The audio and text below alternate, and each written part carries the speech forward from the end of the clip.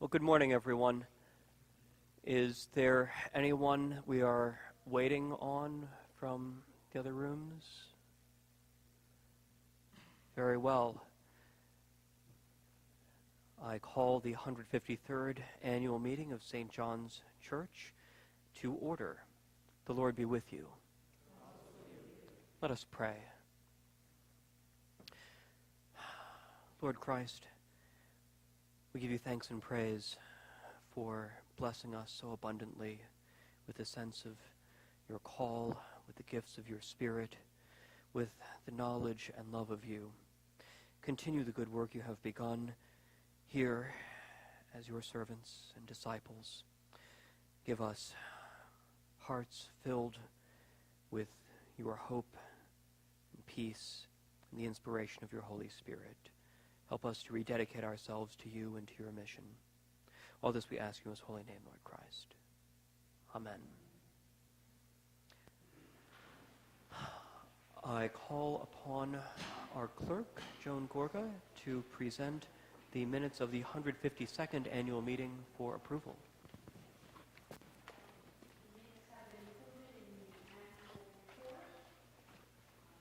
Are there any corrections, additions? The minutes have been included in the annual report and sent out.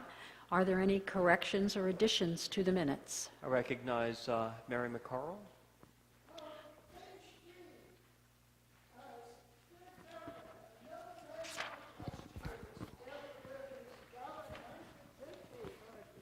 This event was, well, it certainly wasn't fitful.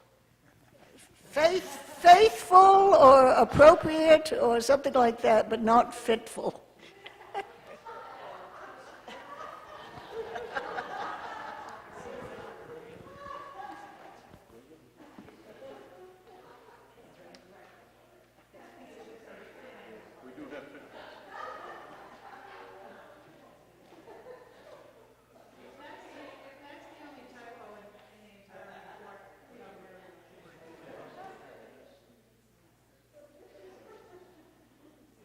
Oh, very good.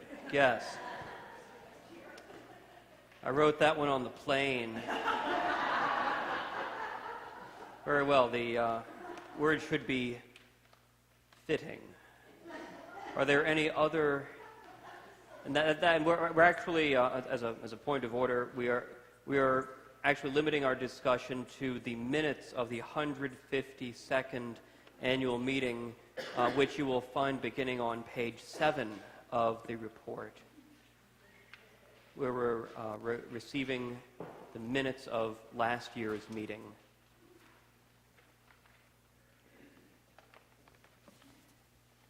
Are there any amendments to the minutes of the 152nd annual meeting?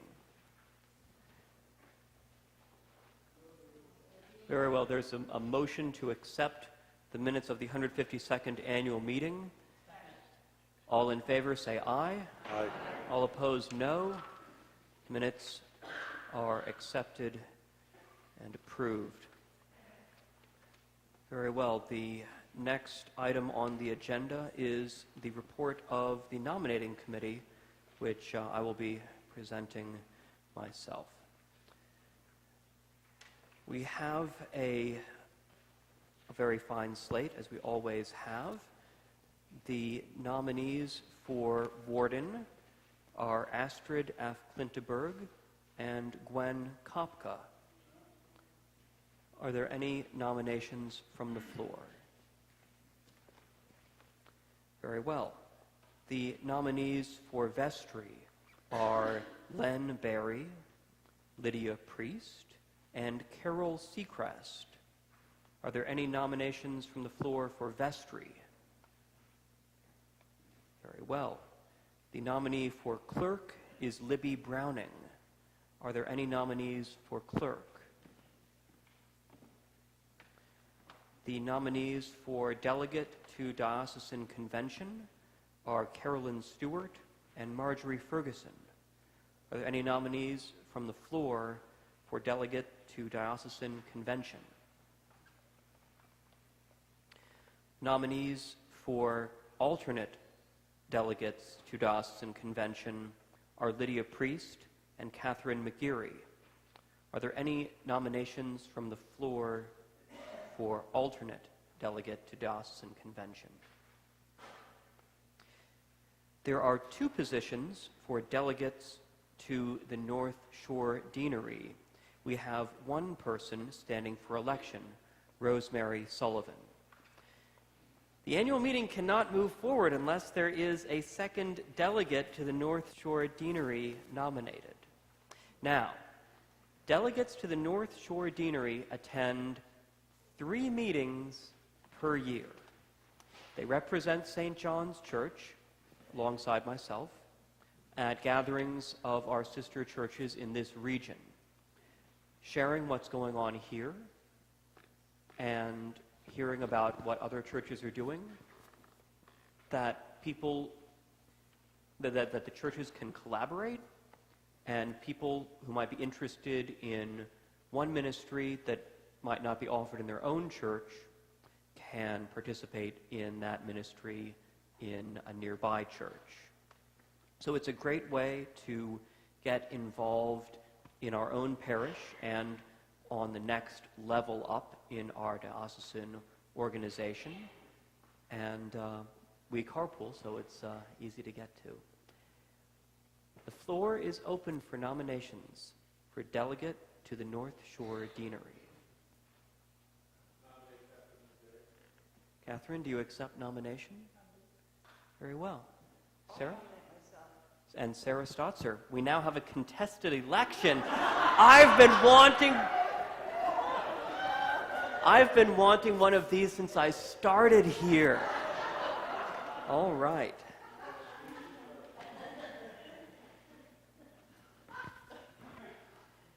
All right. So, do we want to have ballots, or do we want to do a voice vote, or do we want to do a show of hands? Bret, I'll be the alternate. Alternate deanery delegate. Okay, let Catherine be it, and then Okay, very good. I'll fill in. Maybe next year. Very well. And for the nominating committee, we have Marjorie Ferguson and Naomi Astic. Are there any nominations from the floor for nominating committee? Very well. All in favor of electing... Oh, yes. Oh, I'm sorry. That was I'd scrolled down. Elizabeth Redmond is our nominee for treasurer. Are there any nominations for treasurer from the floor? Amen to that. Very well. All in favor of electing the officers on the slate as presented, say aye. Aye. All opposed, no.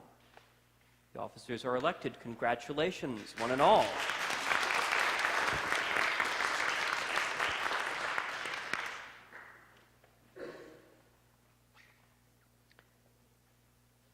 Very well.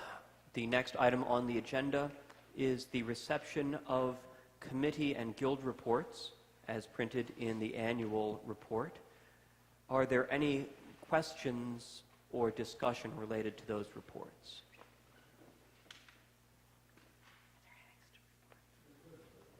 They are. Yes. Norm, can you? Yep. Thank you. Cecily Merrill, please go ahead.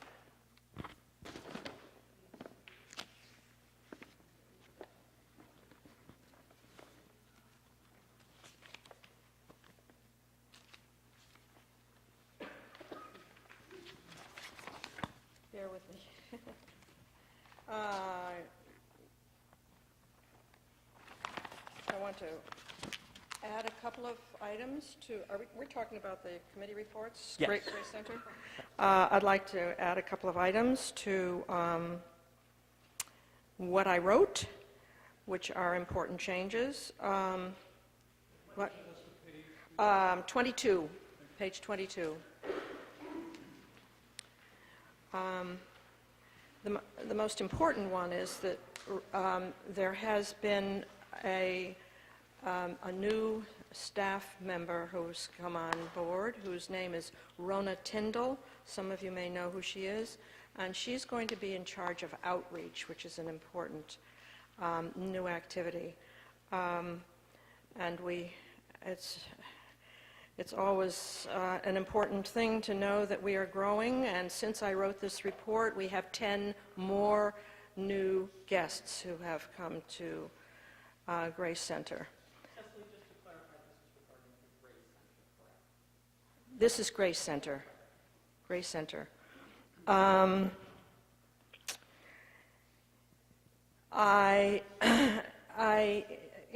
as I talk about Grace Center to people I run into, I often run into the fact that people don't know about us. And I tell them, but I'm always kind of surprised. And so I think it's important to get the word out more fully. And I want to tell you that this is me again, I always go up and say these things up there. But I was so moved by our hymn today. There's a wideness in God's mercy. And then it ends with, and our life would be thanksgiving for the goodness of the Lord. This is an incredible, hard ministry filled with love, but an awful lot of hard work by the volunteers and the staff, and I'm sure the trustees. I don't know the inside of that piece of it. But this is incredible what we do here. Absolutely incredible. And so it needs our prayers and our support in whatever way you feel like giving it. I'll take just one moment more to say I stood up there and asked for donations of small toiletries. People's hands get dry and they want lotion, and somebody from our congregation brought 2 bags of stuff. It was gone in 3 seconds. Just bingo. People just were so glad. So keep it up, everybody. Thank you, Cecily. That's wonderful, wonderful news. Please, please.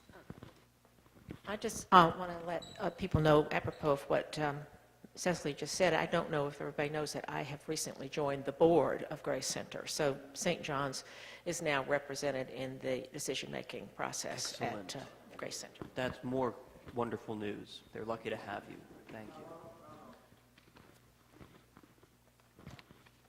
I don't know if people are aware that the endowment committee report was a separate sheet of paper.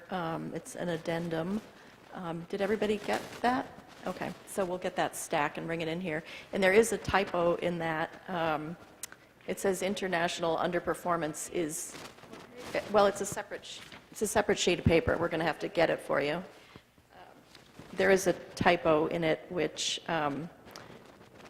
maybe we'll just record for the minutes. It's that the international underperformance is now in its 3rd year, not in its 3rd year.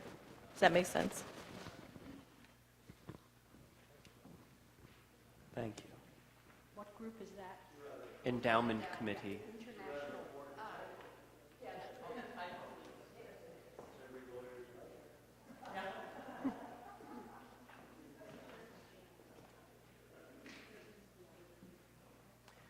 Are there any other?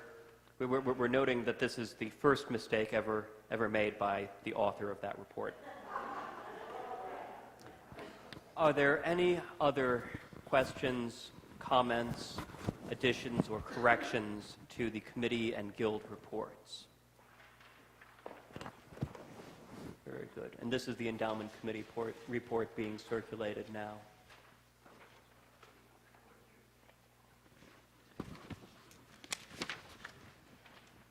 And while we're on everyone's favorite subject, oh yes, Gwen.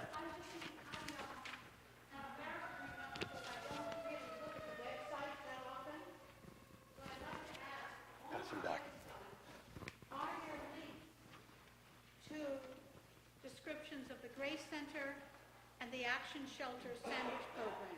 The links actually go to their websites, to both websites, the Open Door website and the.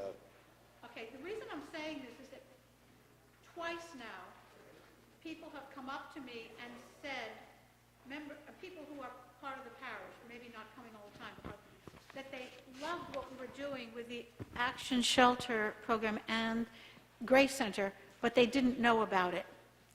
And I think it's one of those things where we constantly have to make it as easy as possible, however they connect to our, I mean, it just made me think that maybe in the future we could have a small description that has a quick link that would go directly to how we describe what we do, not through, to me, to be honest, if I had to click on something and it went to action and went to something else, I would never bother. But I'm just saying that I think we have to remind ourselves that as good as these are, people don't know about them. Yeah, I mean, we have the same problem with the AA meetings and stuff like that. Yeah. You can't advertise for everybody else all the time. I mean, you can... Well, we can talk about that later, but Yeah. I think it's a worthwhile thing to make it as easy as possible. Sure, absolutely. Well, I will look forward to the formation of a communications committee later in the year. Me too.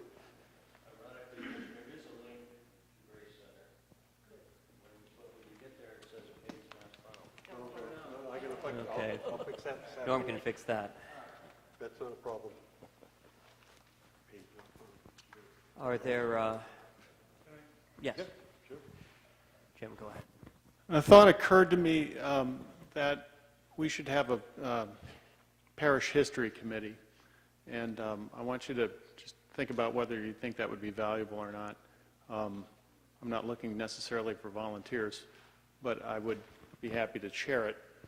I think that in addition to the work that Don and Mary and I are doing on the movie of the parish history, that we could be kind of a repository of all the information about, that involves the windows,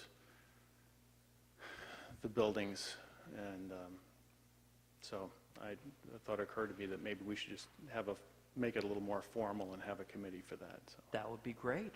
I would welcome that.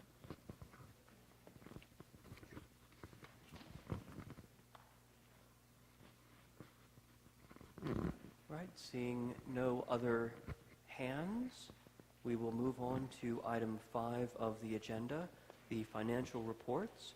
And so I turn the floor over to our treasurer, Elizabeth Redmond. Oh,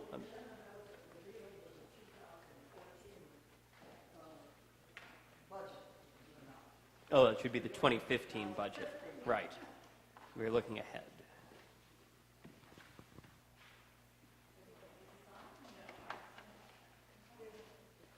Something, there we go.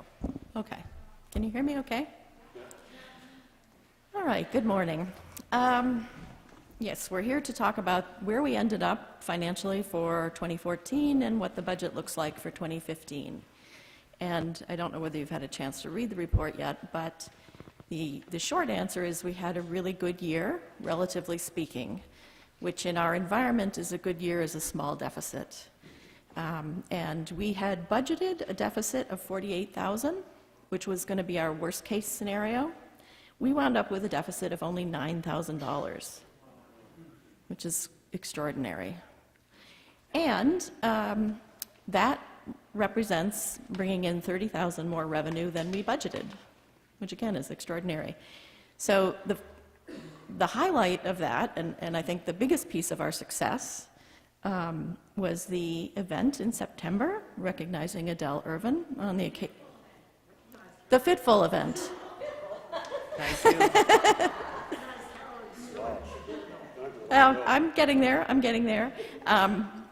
Adele was willing and eager, and in fact, I think Bret used the word insisted, which was great. She did offer herself up to be recognized, and Carolyn, I think, had the initial brainchild and knew that Adele would line up with this program. And so Carolyn Stewart, we have to thank her for having the vision and the energy and the follow-through to make this happen, to the tune of $17,500.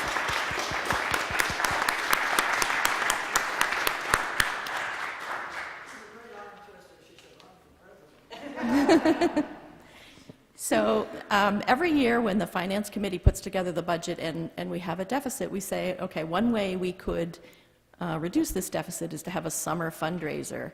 And this event that happened in September was that summer fundraiser, and it did what we thought it would do, which is make a huge dent in the deficit. Now, we're not going to be able to have a $17,000 fundraiser every year, but it just shows you what that can do for us. The second item that contributed to our good financial results is some gifts that Adele made, as is often the case. There was a gift of about $6,300 that went right to the operating budget, so you can imagine how that is helpful. There was also Chuck's challenge, where he offered up some money if we would match it to match last winter's heating expenses. And in both these cases, these were little windfall sums for Adele and Chuck, and what they did is they said, I don't need this windfall, I'm going to give it to St. John's. So file that away. If you have a windfall that isn't part of your operating budget, why don't you give it to our operating budget? And that can help reduce our deficit. Adele also made about $14,000 in directed gifts, which she has done from time to time, and this is where she sees a particular need and just pays for it. And again, that's something we all could do on a small or large scale, but this year it meant that she paid for the expenses of her own party so that all the ticket money was free and clear. She's done some renovations to the thrift shop area in the wake of the heating project. She did some grounds work. So thank you for that. And then finally, hang on just a second. The other way that we beat budget is that we tend to budget very conservatively on the revenue side. So this year, I think the prior year, the plate collections, which are the checks and cash that folks put in the plate on Sunday, had been a little low. So we budgeted low this year. But they came in about $3,000 ahead of budget, so that was another contribution to this $30,000 beating of the budget in terms of revenue, and then also the thrift shop, excuse me. We tend to budget conservatively on the thrift shop because then and we knew this year the heating project was going to affect that. And Martha came out $3,000 ahead on her budget, even with being closed for most of the year. So thank you, Martha.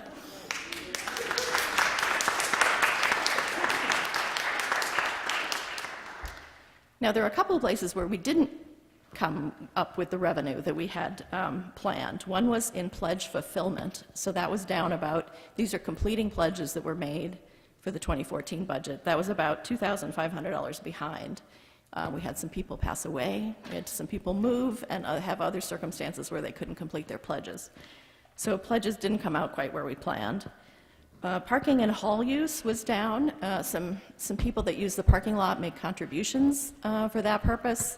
It's a little bit unpredictable, and also whether we're going to rent the parish hall for any particular purpose, that depends on whether events come up that people want to rent it for. So that was down about $1,300 under budget. And then also the holiday fair, again, was affected by some deaths and some illness, and we were under budget by $2,000 on the holiday fair. So that's a total of about 6,000 areas that were 6,000 behind budget. So this is on, just to orient you, this is on page 31 and 32 of the report. It's a narrative explanation.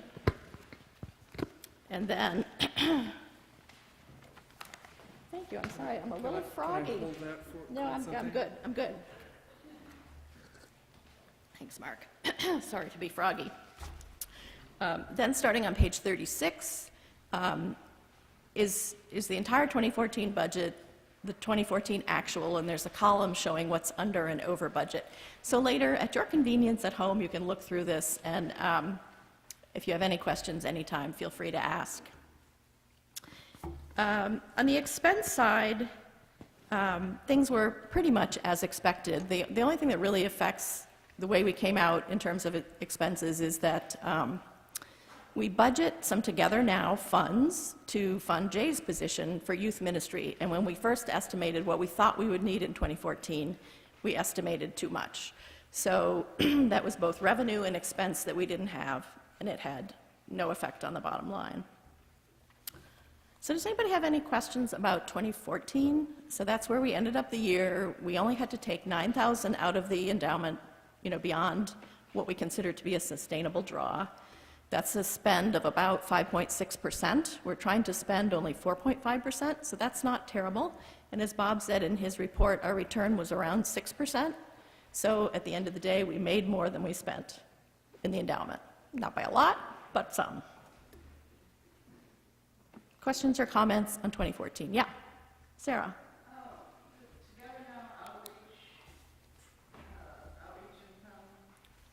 Yes, so that, we had, when the Together Now committee had set aside 10% of what we take in terms of our cash raised, for a tithe, for mission. And we've been budgeting that, but we had not really had a plan as to what we were going to spend it on. And this year, in 2015, we expect we'll start to spend that on this planned mission trip, this kind of pilot mission trip to Navajo lands, which Jay is organizing with Bret. So that, we have the money is in the bank, our bank, but we just haven't brought it into the budget because we haven't spent it. That's another one of those things that has no effect on the bottom line because it's both income and expense.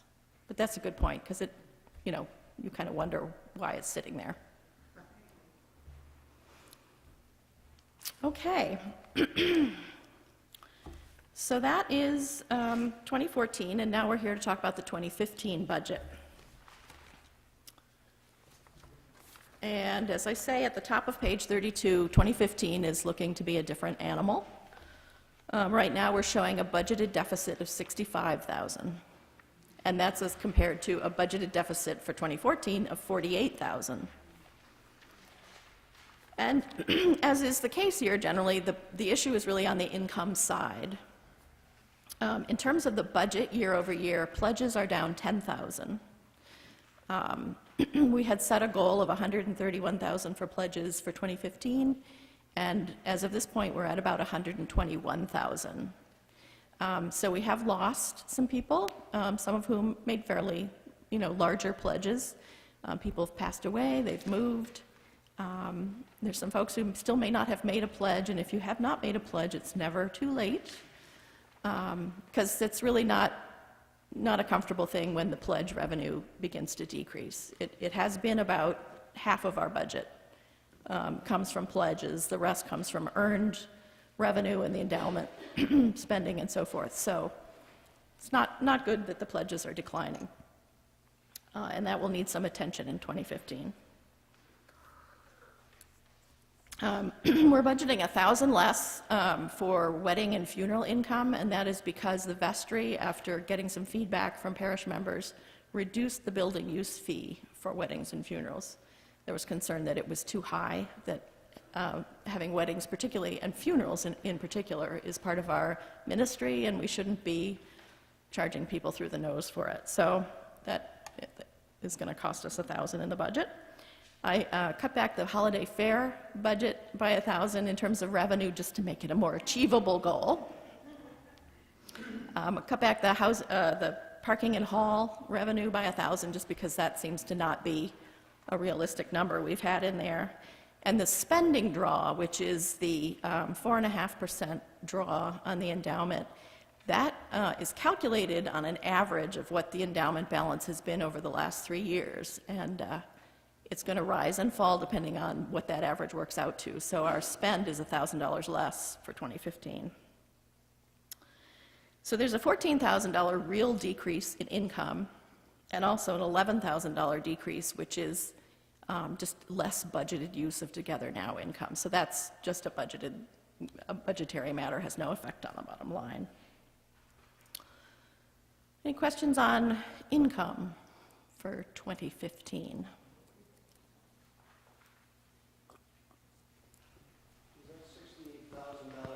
That includes the normal draw? Yes. No, it doesn't. That's in addition to the normal draw. In addition to the That's normal? deficit, yeah. Yep.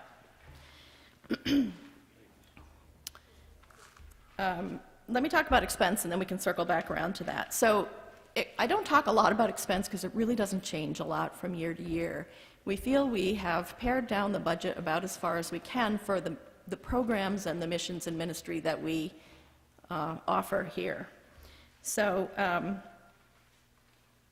there's a $2,300 actual increase in expense in the 2015 budget.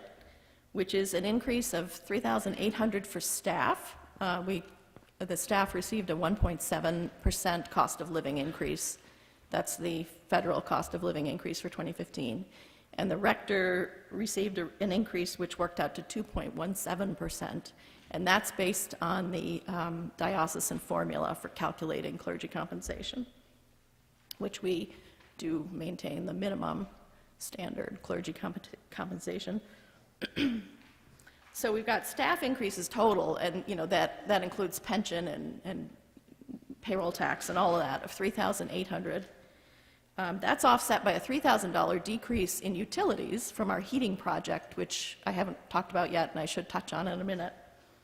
And then there's a net $1,500 increase in rectory expense. We feel we haven't been spending quite enough on maintenance there, and we had to spend extra this year, and also the utilities have been going up. But it's offset by a decrease in the mortgage interest because we refinanced the mortgage on the rectory. So total expense, if you look at the budget in the annual report, is budgeted almost $10,000 less for 2015.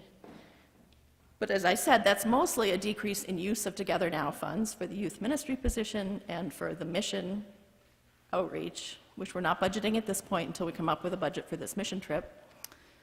So it's really a $2,300 net increase, which is almost nothing on our budget. It's 1%. So I think we're doing the best we can on expenses, pretty much, in terms of without rethinking what we're doing, which I'll touch on in a minute, because we are going to do some strategic planning in the current year. So does anybody have any questions on expense?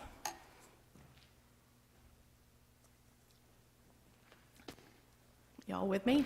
You're with me, I think. So the reason why that number, Bob, is so big, that deficit number 65, is remember we had budgeted $48,000 as a deficit in the current year.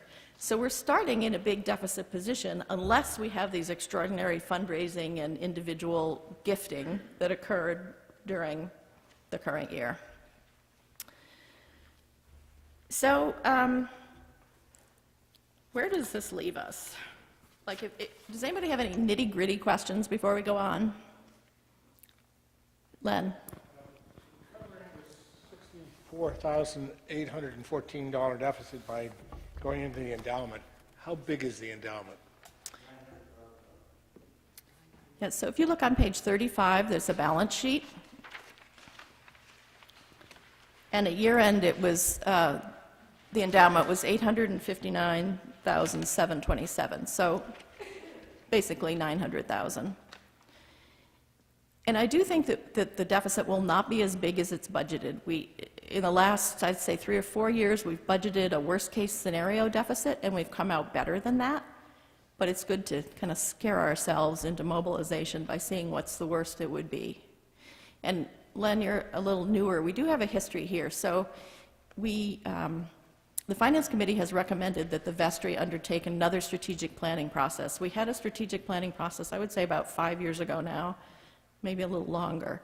And at that point, we were running quite a large deficit, about $80,000 at the worst, on a smaller endowment. And there was a strategic planning committee that was formed, and over a period of about 3 years, cut the deficit by $20,000 a year until it got down to about $20,000, and that was as low as it ever got, although this $9,000 deficit this year is smaller than that.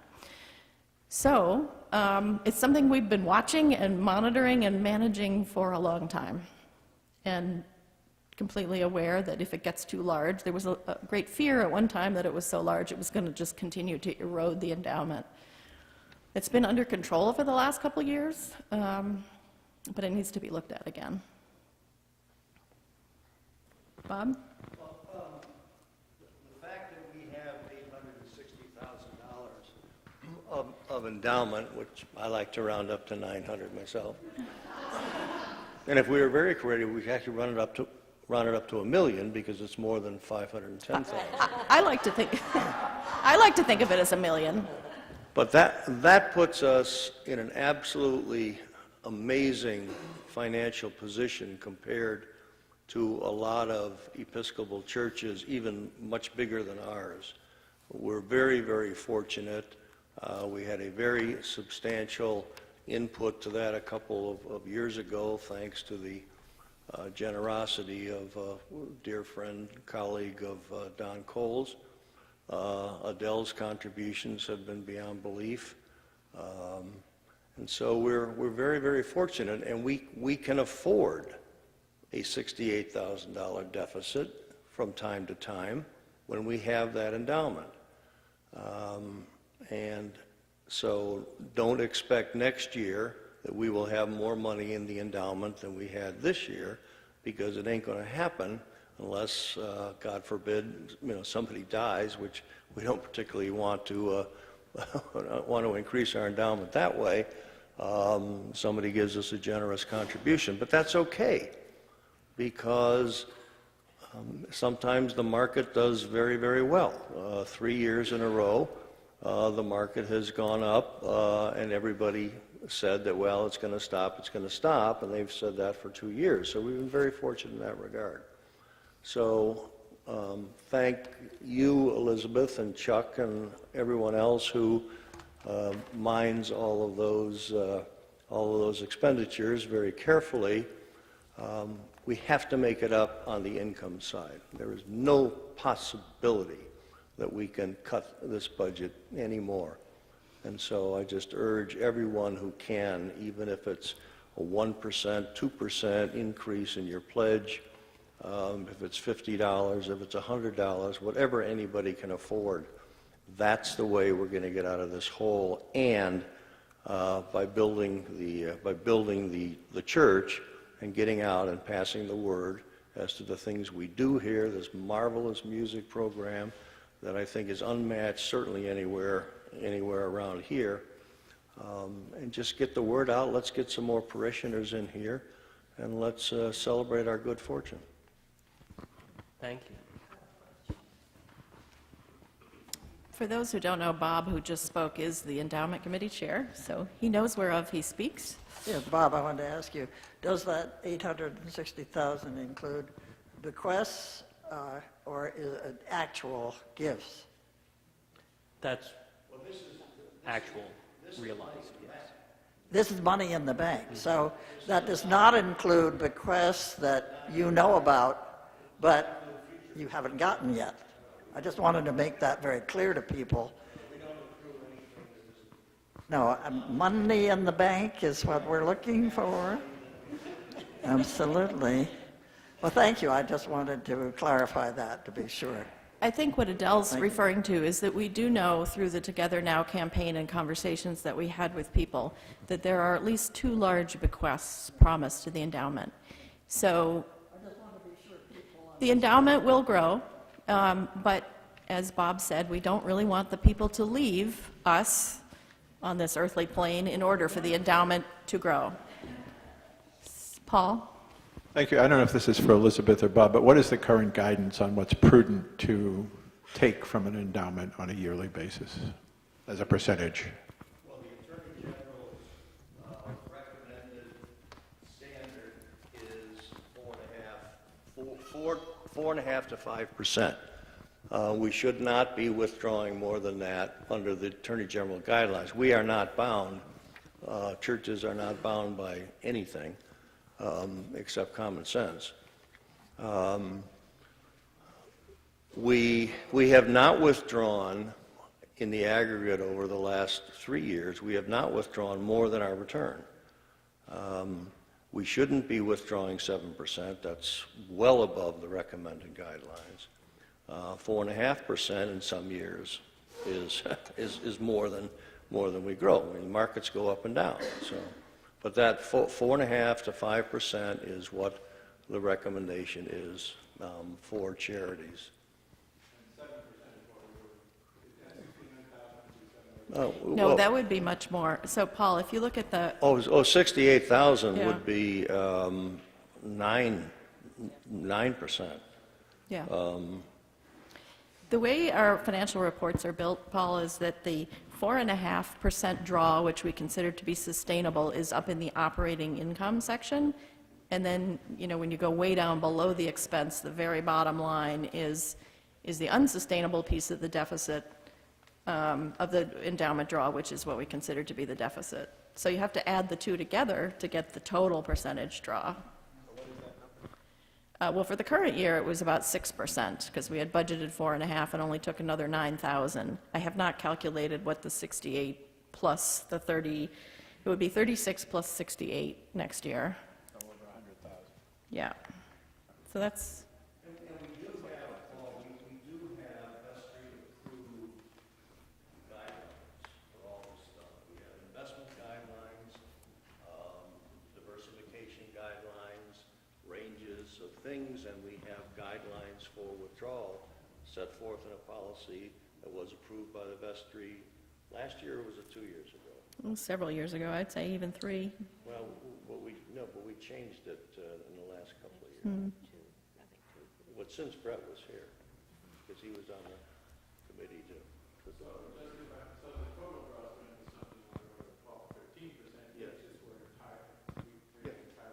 Yes, that I just did a quick back of the monitor calculation here, and if we do have this worst-case scenario budget situation, the total spend would be 12%, 12.1% of the total corpus of the endowment that we actually have, and that is double any.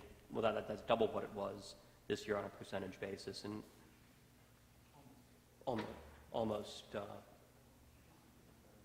right, triple what the guidelines say we should be doing, and so obviously unsustainable, and we need to do everything we can as individuals as well as a congregation to avoid that scenario.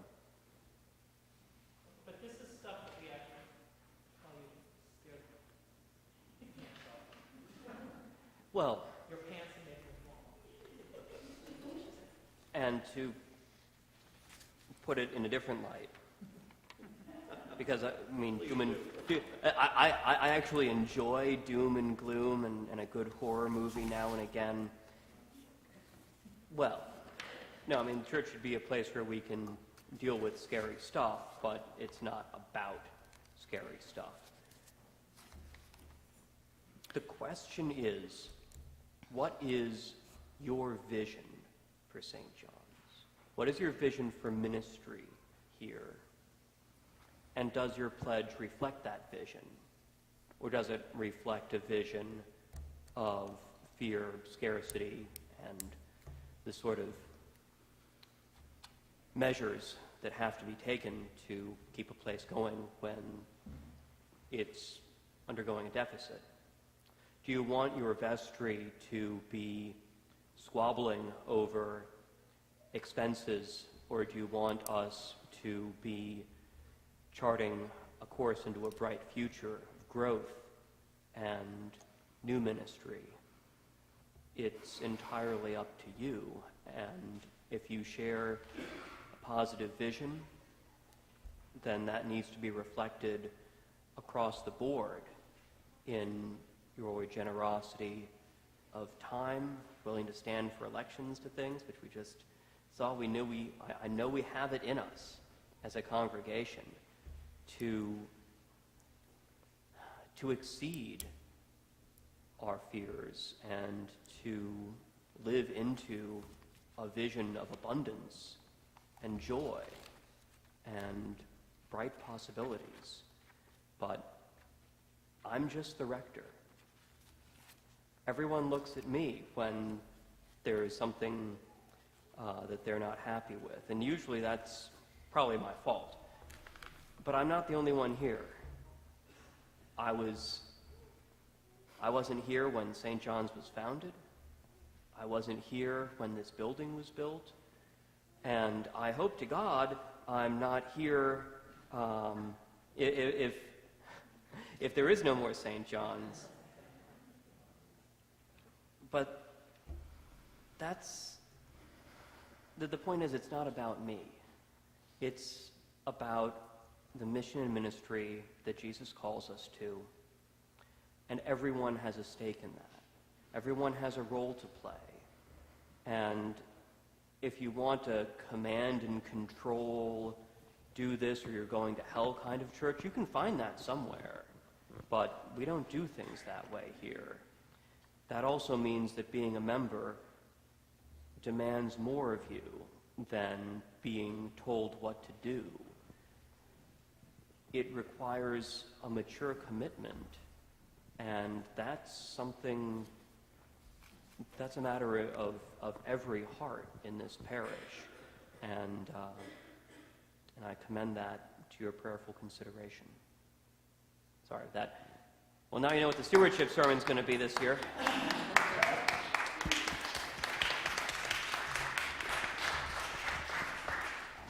And folks, we have $850,000 in the bank.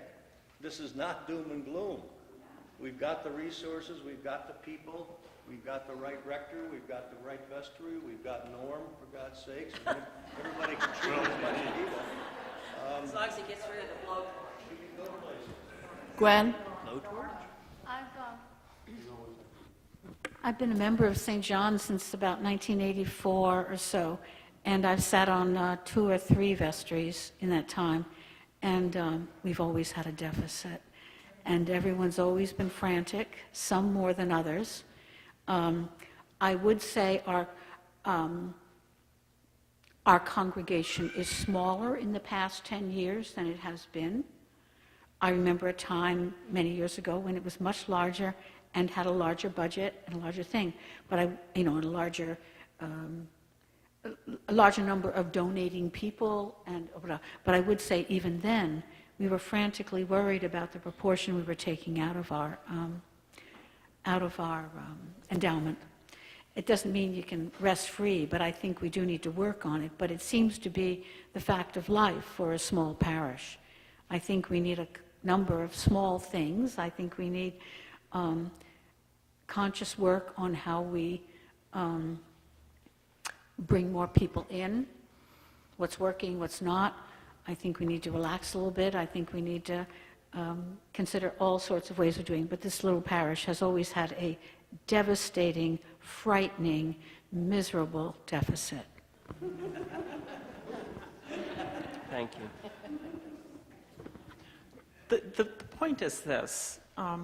Being a member of this congregation and being a person who follows Christ is always going to require work and commitment and engagement. And one of the best things about this parish, and one of the things that people say all the time, and you go to other parishes or other cities, and people who have had the benefit of working on things that bring them to other cities and other parishes, we're known for doing stuff. I mean, we do an awful lot. Just a quick story, one of my other addictions is knitting, and Rob Porter, who is the owner of Coveted Yarn, his wife is a long member of the Congregational Church, which is very involved in the Grace Center, and they've been collecting knitted items and things. And Rob made the point that it was interesting to see the difference in reception, and it's not to cast aspersions, but he said he said to him, it seemed like we cared more about actually the doing of it and not the being seen to be doing. And I think that that's something that we have to remember. We work very hard. We're all very engaged. Yes, it always is. There's this deficit. It's always we're going to be in crisis. And then I think a lot of people think, when are we ever going to get a rest? Well, the short answer is never. That's why we're practicing, Christians. We don't have it down pat. Once we get there, then we buy it and we're up in the kingdom of heaven. But, right now, we're here in the corporeal world practicing. So practice, practice, practice. Mm-hmm. Okay, so we've talked a lot about the deficit. Does anybody have anything more they want to say about it at this point? A few seconds. I went through that whole thing on the strategic planning committee. I saw how the horrible situation of thinking that we were taking almost $100,000 out of our deficit every year and in 5 years we were going to have to shut our doors. And look what happened. We took $9,000. You said, I mean, that's just amazing. It's amazing. And yes, we're not going to have a 90th birthday party for Adele every year. Maybe, maybe we'll have maybe we'll figure out a way to have some sort of a fundraiser. There are a lot of people that are very offended. I mean, not a lot. There are some people that are very offended that we have fundraisers. But it's either one or the other. We either pledge $130,000. We can't do that. If we can't do that, then we have to come up with these other ways of raising money. And I'm very inspired by the people in this room and think that, yes, we have to be really careful about our expenses. And we've got a wonderful treasurer and we've got wonderful people on our endowment committee who know what they're doing, so we don't have to really worry so much about the expenses because those are being managed. This other stuff, we're going to come up with a way to do it. Thank you. The one thing I did want to say about expenses is that as part of the strategic planning process, we should make sure that the programs and the manifestation that is currently St. John's is what we feel we need to be doing to implement the gospel here and now. So we should put it to a test and make sure that it really is what we want to be doing. I mean, we just shouldn't take it for granted and assume that this is always going to be our expense structure. I don't have any agenda there whatsoever other than we should believe in what we're doing, and if we believe in it, we'll do it, and we'll make it happen. And I was going to talk a bit about stewardship, but Bret has kind of covered that. Right now, we have 70 pledges, and if we supported our entire expense budget on those 70 households, that would be $4,000 apiece. So that's just something to think about in terms of the size of your pledge. I did want to say that when I first started going back to church as an adult about 20 years ago, I was in a different denomination, and I thought about my giving in terms of what does this mean to my life. And so I would compare it on a weekly basis to other things I spent expense on weekly, like a movie or 50 minutes with a good therapist. And I would line up, what it was worth to me. And over time, especially since I've gotten into the guts of what makes this place run, I think of it more in terms of, does our community need this place and what we have to offer? And if so, what's my responsibility to see that that continues to occur? So it's more about the needs of the community and how we serve them, and less about what this means to me personally. The one thing I want to make sure we just touch on is that we did take on some new debt this year. On pages 19 and 20, there's a detailed explanation of the heating project. We had about $82,000 worth of debt on a mortgage for the rectory, which we've had and been paying down. And what we did was refinance that along with the cost of the heating project on a line of credit with Cape Ann Savings. So we cut the interest on the rectory mortgage from 4 1/4 to 3 1/8, and then we took on about $180,000 of debt in relation to the heating project, which bought us these gorgeous new radiators. So does anybody, we talked you through that as we took on that project and implemented it, and I think everybody's pretty familiar with it, but the final accounting is recorded here, and if you have any questions, either Chuck or I would be happy to talk to you about that. Bill had a question. All right? I'm not quite sure where this fits in, but it has to do with life and the spirit of this congregation, which has been represented here in comments very convincingly. I think I've lost track of the future of those. When I look aloft, as they say, I see those stars, which was the 4 weeks of Lent represented. Of Lent, word. Of Advent, for short. By the children of this parish.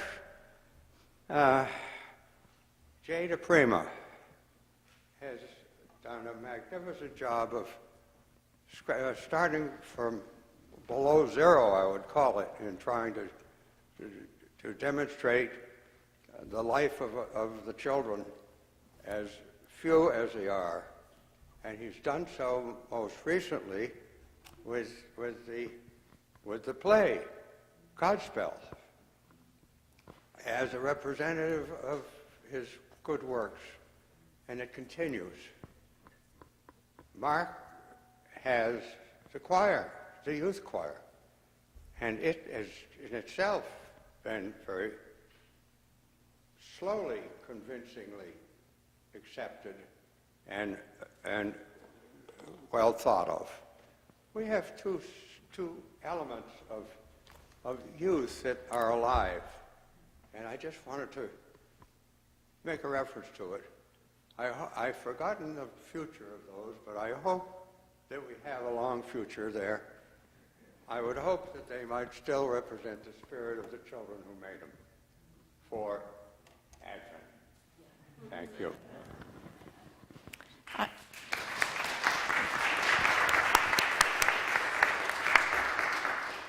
I'm going to step down, but before I do, I want to thank Betsy Levick for all her hard work to keep our... Could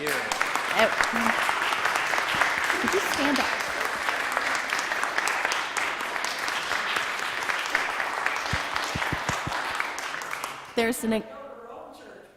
I know. There's an incredible amount of detail that goes into tracking all this, and Betsy does a huge lot of work, and I really appreciate it.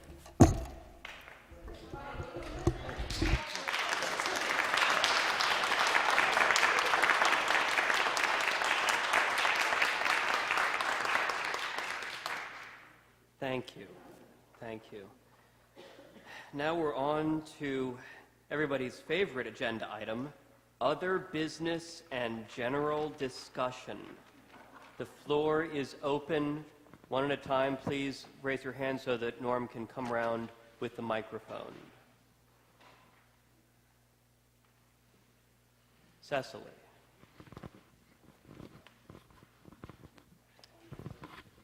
I realize that it's hard to get people to write reports for this and make decisions, but I would respectfully recommend or hope that these could come out longer than on the day we have to use them, in advance of the day that we have to use them, these reports.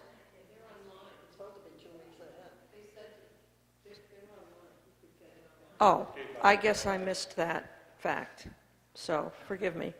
And are the nominating committee also, those names are also online ahead of time? They've been posted for almost 2 weeks on the bulletin boards, the names. But point well taken. I mean, obviously, somebody's, and Cecily's not asleep at the wheel, so I, as a vestry member of the board, think that point better do better. I think we have this, seem to have this problem every year. Only gets worse. I mean, these reports, it seems to me that really we ought to be able to get them in so that the whole thing is together and Betsy is able to assemble it and get it out at the very least, a week before the annual meeting, and preferably 2 weeks. Now that means everybody has to sit down after Christmas or New Year's and do something. But it isn't impossible. You have the previous year report to work from, and it seems to me that poor Betsy has really had to struggle in this last week, almost 10 days, to get this report out at all. So it's a very good report. The more you look at it, and particularly if you look at the financial statements in the back, they're presented the best I've ever seen here in terms of understandability, and you really know what's going on. I've referred to Elizabeth as our treasurer as a treasure, and she is. Amen. But most importantly, these are important things to get out. It's fine for the rector to have written his report on the plane, but that isn't the way to do it. And it isn't the way for anybody else to do it either. I mean, you do have a responsibility, if you're head of a group or something, to get it in. And I quite agree this is a good report. It should be ahead of time so we can come to the meeting. I have the same problem with my town. They come to the annual town meeting. People do exactly the same thing. They walk in with the report of the thing, but they've never been to a committee meeting. They've never done anything in preparation for being there informed. They get there and want to be informed. Well, of course, it's a bit of both, but you've got to at least come somewhat informed if you're going to make a good meeting and make it worthwhile. So I just really feel we have to pay attention to the timing of things and to get things so that people can look at them ahead of time. It's very important. This is really a splendid report.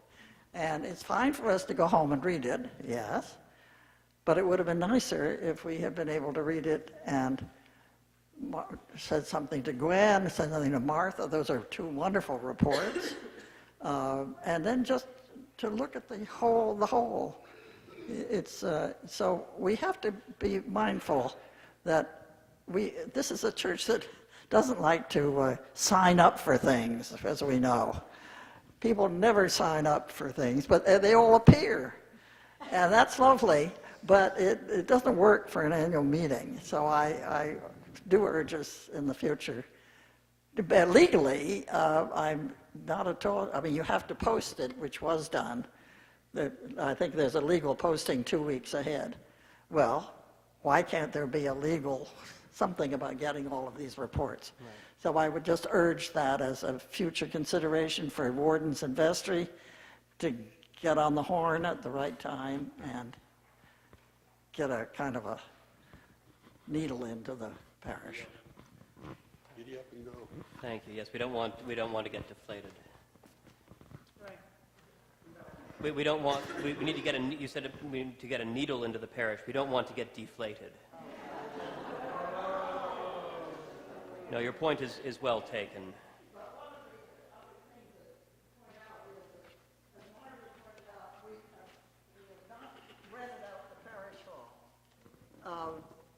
In the past, is it just year or two, really? The last couple of years, we used to have a lot of weddings and, bridal things and so forth. I believe the vestry raised the cost. Yeah, I can't remember when it was raised. It used to be quite inexpensive, and a lot of families that didn't have money could come here and do it. But it's 125 plus 50 for a sexton to be here. I think that could be looked at. Yeah. It's 100 and, what did I say? 125 to rent the hall. I've gotten requests on the phone, and when I tell them the prices, they don't call me back. 125 plus 50 for a sexton to oversee everything, make sure they're all set when they get here and when they leave and all that kind of thing. So before it used to be, I think, like $75 and maybe 25 or 50 for the sexton, but it's gone up enough that I've noticed that people don't call back when they hear the prices. So Everyone wants something for nothing. It's usually the less fortunate folks who do this, the people who don't have a lot of money and they've got 3 or 4 kids and they want to do a little something, and that's usually the ones that do call. I see. Well, they also are potential. They also, I think, some of them are also possibly potential parishioners. The families that we maybe aren't going to church now, and if they come here and have a nice experience and so forth. I was very impressed with how many we used to have. And if we go back to $75, at least it's more money than we're getting on the 125, because that's not working. At least I don't gather that we've had anything. So we ought to rethink that one as a potential for the future as well as for the present. Thank you. Sure, we can take that up in vestry.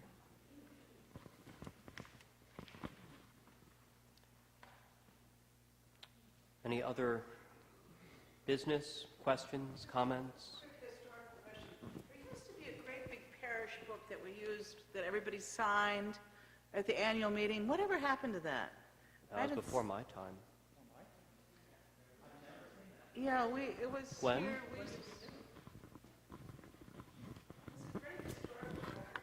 As I recall, I had to sign it at the annual meeting because I had become a member during that year.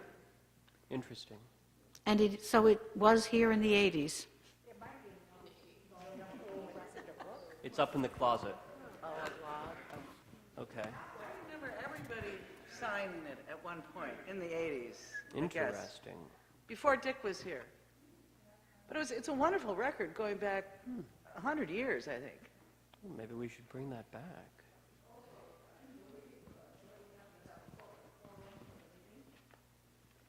Well, if you don't have a membership record, then it's kind of hard to... But I mean, somebody could challenge this meeting by the fact that, did we call for a quorum? And did we announce that a quorum was present? No, we did not. And that's a very good point about, and I think I remember, I came in '89, and I have a feeling that I signed in as a member attending the annual meeting, and I think it's a good record if nothing else. Well, and that's what we did when we had the special convention to elect the bishop, is no one was allowed to leave the floor of convention after the election until they had signed to indicate that they had been present. I think that's very important. Yes, I would like to see us establish that back again as a norm. I kind of like the idea. Yeah. Oh, Mary.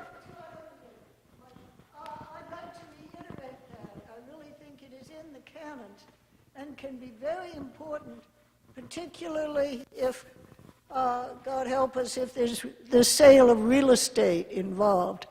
They had a hideous problem at St. Bart's in New York City of who was a proper member. They wanted to put a skyscraper over the present church. And it went on and dragged through the courts for years. But I believe it is a requirement of the Episcopal Church. And as the sort of de facto historian of a lot of things, it would be wonderful to have. Indeed. It would be wonderful to have.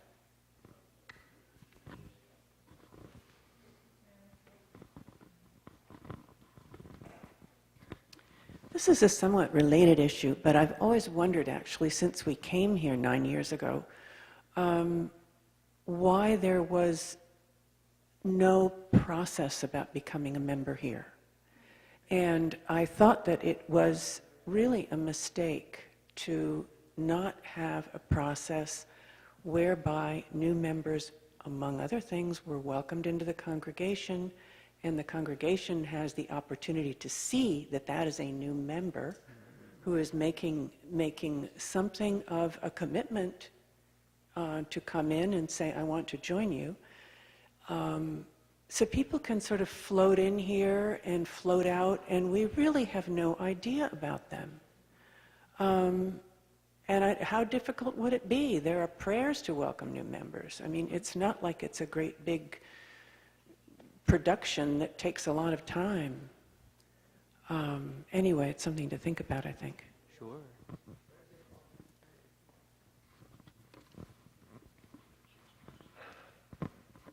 So Karen Casper, stand up, Karen, is actually our new member outreach lady. So she actually has welcome packets and that kind of thing. There isn't a formal, I don't think I've ever, I was a member and then lived in Cambridge and then came back and re-became a member, and I was never formally welcomed. However, I was very welcomed. Just to touch on some of the historical stuff, one of my missions for my last year as warden, I want to try and get what I'm calling the Binder Project, homage to Mr. Romney, and actually get an accounting of who we are, what we do, from job descriptions of all the players, wardens. We have a little bit of, we're not a senior junior warden, we're a co-warden, which are supposedly equal, and what that job entails, what the job of the vestry entails, what does the altar guild do, what does the new historical, maybe history and archive committee do, Jim, our new chair, I mean, and also not just job descriptions, but then a month-by-month calendar of what we are supposed to be doing, so that every member of the church will know what we're all supposed to be doing. But I think it also it will help to solve some of the problems that we have with, that sort of institutional memory. A lot of times somebody comes onto a committee and that person really is driven to, serve on that committee. And once that person is gone, that committee sort of deflates and maybe has a hard time sustaining itself.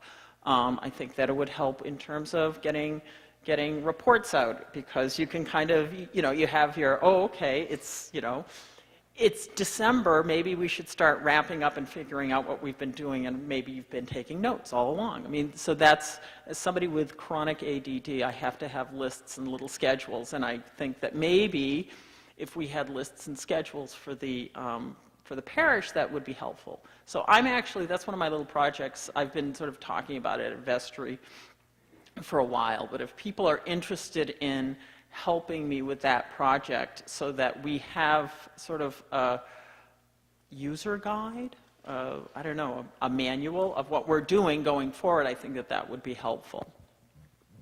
Thank you. 44 years doing that kind of thing, I'll help. You've got a volunteer already. Excellent. Excellent. I think it's interesting as a newcomer myself that shortly after I started here, I was assigned as a greeter. So walking in, not knowing who's here and who's a member and who isn't a member and who's new. So I just like to throw that out there. Great way to get to know the parish. That's right. And if I may, just for a second, say, this meeting here is being recorded audio, so I will have a copy of this particular meeting.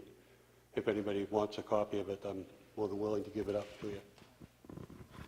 I wonder if it would be in order to actually put motions before the meeting to create the Parish History Committee and also a membership committee, and then direct the vestry to populate the committees and assign them tasks. I don't think they're currently on the record.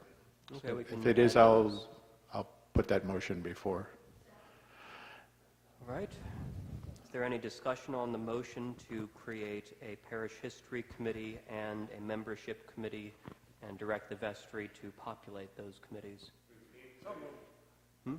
There is a motion before the meeting to direct the vestry to create 2 new committees, a membership committee and a historical committee, and to populate those committees. Is there any discussion on that motion?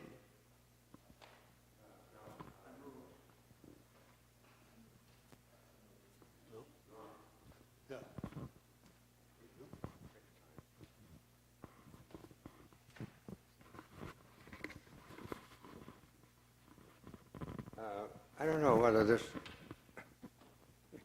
qualifies either, but it's not discussion of the particular motion, but a piece of it. I hope all of you, all of us, have seen at least once the 3 discs that Don Cole and Jim LaBelle have put together on the history of St. John's in commemoration of its 150th year. I don't think yet that that's been circulated well enough. And now they're on another one. And this one brings us from the 30s to the Second War, I believe it is. And there is a very strong meeting between with Don and Jim to discuss the importance of the Newfoundlanders in this parish. There was a time when, as I'm told, by the person who's going to be interviewed by these 2 men, that the Newfoundlanders were just all over the place. Ben Pine was one. And so was... What's that, Mary?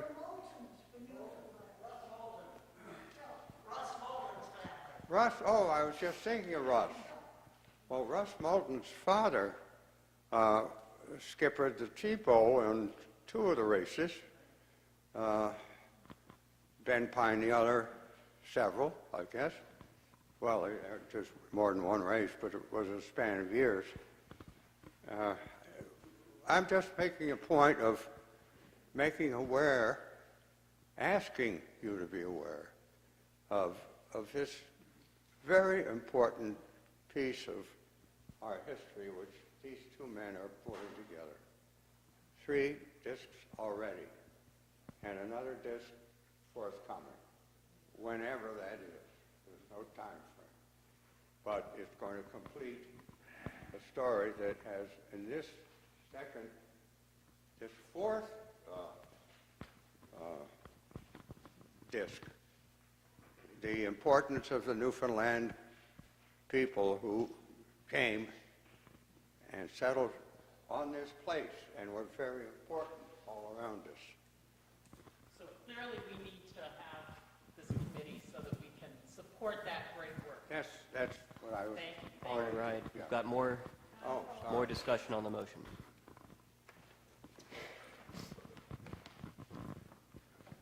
I would like to thank Bill for his encouraging remarks.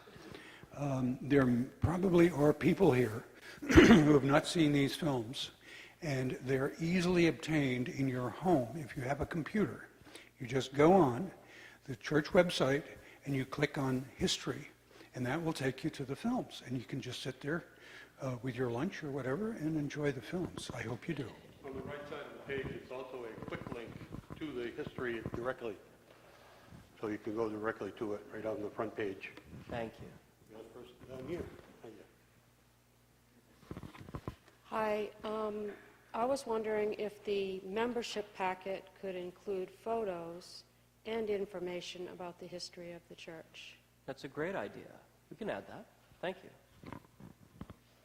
Karen?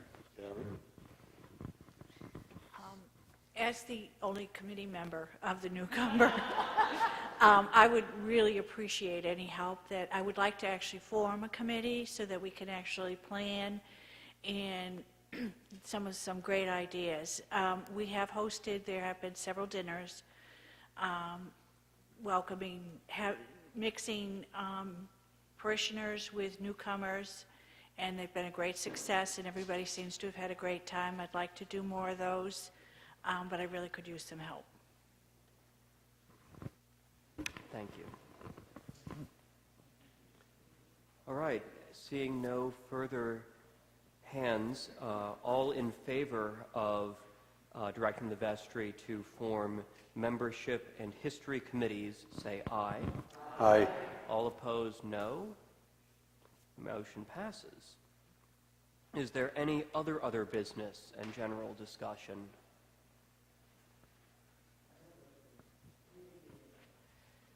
Well, we've got, we can move on to the next agenda item, the penultimate agenda item, very important item of acknowledgements. Every year we elect new members, and actually Elizabeth is going to be handing these out. I just sit here and talk. And so that means every year we also have members leaving elected positions, and it is meet and right that we recognize our outgoing elected officers, our outgoing vestry members, Don Cole, Marjorie Ferguson, who is not here, she is sick, and Karen Casper, who will remain as assistant treasurer but is rotating off of her seat on the vestry. We are losing not only friends and colleagues, but a tremendous depth of talent, passion, and commitment. Don, Marjorie, and Karen have been faithful and devoted vestry members. We will certainly miss you at those meetings. We're also seeing the end of Joan Gorga's term as our vestry clerk. Joan has done a fantastic job keeping us organized.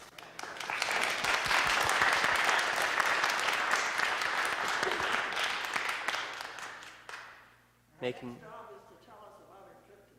Well, that'll be great. And taking minutes that will become a part of the ever-expanding history of St. John's Church, just as when Jim and Don were doing their research into our history, they relied upon the minutes taken by clerks past, going all the way back to the 1860s. So too do Joan's minutes become a part of our history. So thank you, Joan. Thank you, Don, Marjorie, and Karen. And finally, special thanks to Catherine McGeary, who has served so faithfully as one of our wardens this year. Catherine has gone above and beyond the call of duty on many occasions to do a tremendous amount of work and responsibility, mostly behind the scenes, mostly unheralded and uncelebrated. So I think Catherine has earned a bit of heralding and celebration. Thank you so much, Catherine.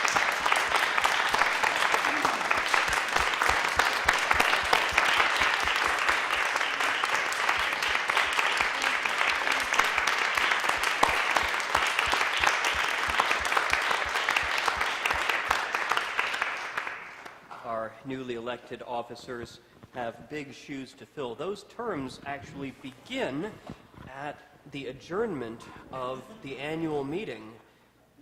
So, oh, yes, Catherine, please. I'd just like to thank the staff of St. John's Church, the Rector, Bret Hayes, and Marge Bishop, Betsy Levick, and the music director, Mark Nelson. He was here, he's escaped. And Jay DePrima for the wonderful work that they do on our behalf every day. They are here dedicated and helping us move our missions forward. And I appreciate every minute of all you do, and thank you very much.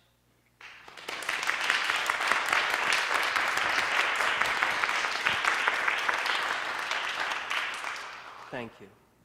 Thank you very much. Very well. Is there a motion to adjourn?